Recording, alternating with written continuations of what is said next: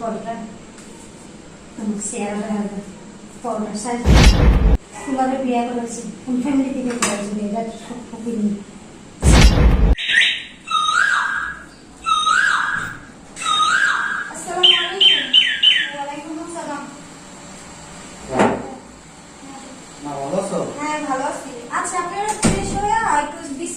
নাস্তা দিতেছি আমার টেবিলে, ঠিক আছে? আচ্ছা ঠিক আছে, আমি হাত মুখ ধুয়ে এলাম।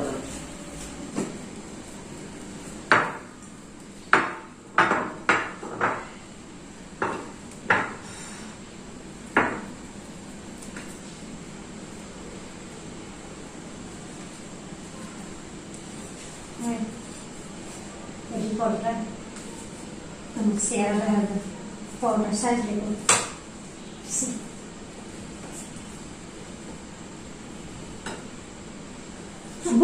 সত্যি কথাই কইছো, একবারে আমেরিকা দেয়া যায়।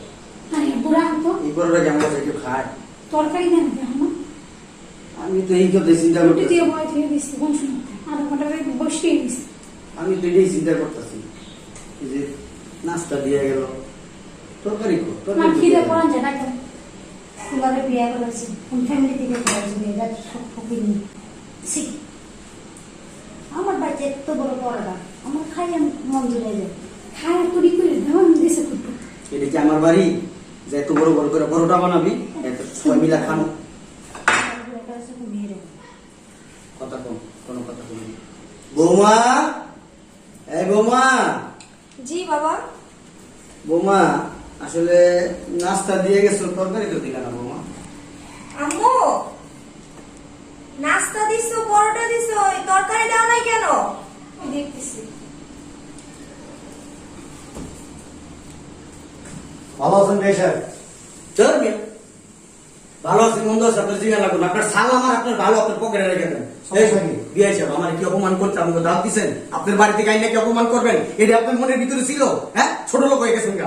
আপনি কথা কম বলেন, আস্তে একটা ছোট লোক। আমার বলতেন, আপনার ফোন দিয়ে বলতেন যে বিয়ে সাহেব আমার টাকা পয়সা কম, আমি আপনার ফোন দিয়ে আপনি আমার ফোন দিতেন, আমি বাজার করে নিয়ে আসতাম, বাজার করে আইনা আমরা খাইতাম।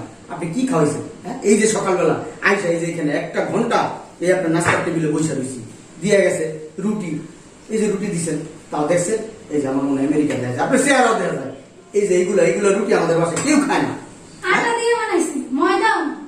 আর এই যে দেখেন নাস্তা দিচ্ছেন ভালো কথা, এর ভিতরে আবার তরকারি দেন নাই, আবার কি কচু গেছু কি দিয়ে গেছেন এনে দেন তো। এগুলো কি খাওয়া যায়? আপনার বলা শেষ হয়েছে, ব্যবহারটা একটু ভালো করেন। বসেন। কি বসুন? বসেন। আপনি হাওয়া করতেছেন কেন? হাবু করবো না, আপনি আমার অপমান করতেছেন কেন? নাস্তা দেওয়া হয়েছে না? এটা খাবো কি দিয়ে? তরকারি কই? তরকারি তো দেওয়া হয়েছে। কই তরকারি কই? বসেন, আমি দেখাইতেছি। তরকারি কোথায়? আমরা দেখব। বসেন, আমি দেখাইতেছি। এই যে তরকারি, এই যে পরোটা, ঠিক আছে? এভাবে ছিড়বেন। মনে করেন আপনি ডিম পোস্ট খাবেন, ডিমটা এভাবে হাতে নিবেন, এইভাবে পোষা দিবেন, এভাবে খাবেন। মনে করেন আপনি আলু ভাজি খাবেন, ঠিক আছে? এই যে আলু এভাবে নিবেন, পোষা দিবেন, এভাবে খাবেন। মনে করেন এর সাথে একটু পেঁয়াজের প্রয়োজন আছে, পেঁয়াজটাও আমি দিছি, ভাত দিই নাই কিন্তু এই যে পেঁয়াজটা এভাবে একটু বসা দিবেন, এভাবে খাবেন। তারপর কি মনে করেন আপনি গরুর মাংস খাবেন, সবচেয়ে দামি জিনিস, এটাও আমি দিছি, এটার সাথে একটু এভাবে পোষা দিবেন, এভাবে খাবেন।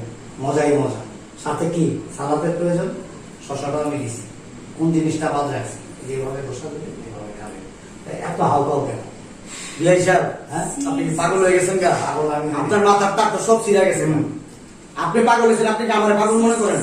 হ্যাঁ, কিসের পাগল? হ্যাঁ, এটা কি কোন খাওয়ার সিস্টেম? এটাই খাওয়ার সিস্টেম। আপনি কি জন্য আমার দাওয়াত দিলেন? হ্যাঁ, আর আপনি এত বড় ছোট লোক, আমি জানলে তো আমার ছেলে বিয়ে করে আপনার এই জায়গায়। বাজারে গেছেন 2-4 মাসের মধ্যে? কি বলেন? আমি বাজারে যাবো কি জন্য? হ্যাঁ, আমি কি হ্যাঁ, আমার বাড়ির বাজার আমার বাড়ির কাজের লোকে করে, আমি বাজার করবো কেন? ওইখানেই তো সমস্যা।